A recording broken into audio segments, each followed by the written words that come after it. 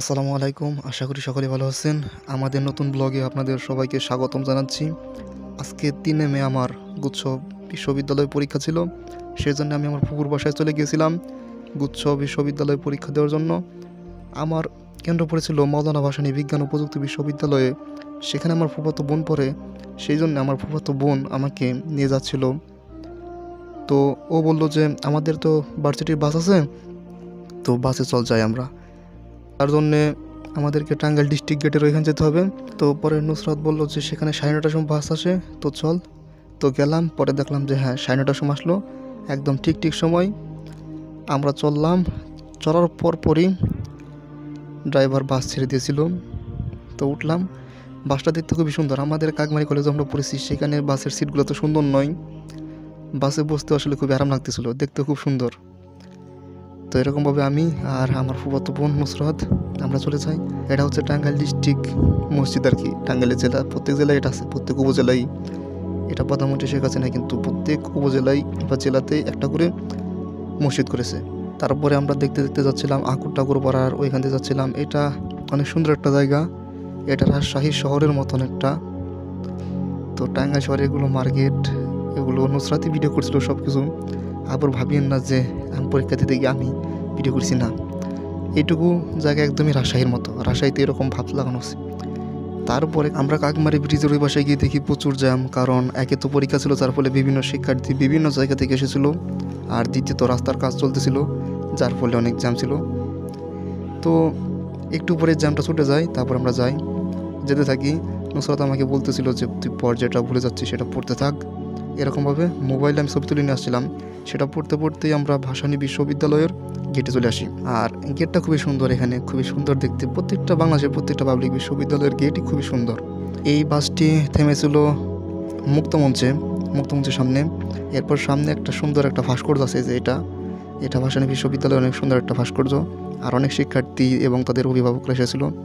এরপর আমরা নেমে নুসরাত অনেকগুলো ভিডিও করছে, সবগুলো ভিডিও নুসরাতই করেছে, আমি এই ভিডিও করিনি আসলে, কারণ আমার যেহেতু পরীক্ষার টেনশন ছিল।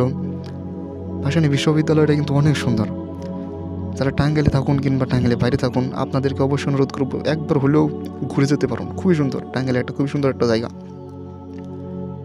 আমি তো খুবই টেনশনে ছিলাম, কারণ পরীক্ষা, প্রচুর শিক্ষার্থী কিন্তু বিশ্ববিদ্যালয়ে কিন্তু পরীক্ষা দেয়, যার ফলে টেনশন বেড়ে যাচ্ছিল। আর এইখানে এদিকে যেটি দেখতে পারতেছেন সেটি হচ্ছে হাতির কবর আছে, এখানে হাতি মারা গিয়েছিল। আর এইখান থেকে বিভিন্ন ধরনের বিভিন্ন ভাইরা কিন্তু এখানে সাহায্য করে থাকে, যারা নতুন শিক্ষার্থী পরীক্ষা দিতে আসে, কারণ সবাই তো আর চিনে না, সেই জন্য তাদেরকে বিভিন্ন পানি দিয়ে, স্যালাইন দিয়ে বা বিভিন্ন কিছু দিয়ে তারা কিন্তু সাহায্য করে থাকে। এই সংগঠনগুলো এটা প্রত্যেক বিশ্ববিদ্যালয়ে আছে, ঢাকা বিশ্ববিদ্যালয়, জাহাঙ্গীর বিশ্ববিদ্যালয়, তারপরে রাজশাহী বিশ্ববিদ্যালয়, চট্টগ্রাম বিশ্ববিদ্যালয়, প্রত্যেকটা বিশ্ববিদ্যালয়ে যখন পরীক্ষা দিয়েছি তখন কিন্তু দেখেছি। তো এরকমভাবে আমি যেতে থাকি পরীক্ষা দেওয়ার জন্যে। তো নুসরাত বলতেছিল যে আমারও ভয় করতেছে, কারণ হচ্ছে গত 2 বছর আগে ও পরীক্ষা দিয়েছিল, আমার চাইতে 2 বছরের বড়। তো ও বলতেছিল যে 2 বছর আগে আমিও পরীক্ষা দিয়েছিলাম, এরকমভাবে অনেক বেশি ভয় করতেছিল। আমাকে এজন্য বারবার করে বলতেছিল যে টেনশন করবি না, সুন্দরভাবে পরীক্ষা দিবি।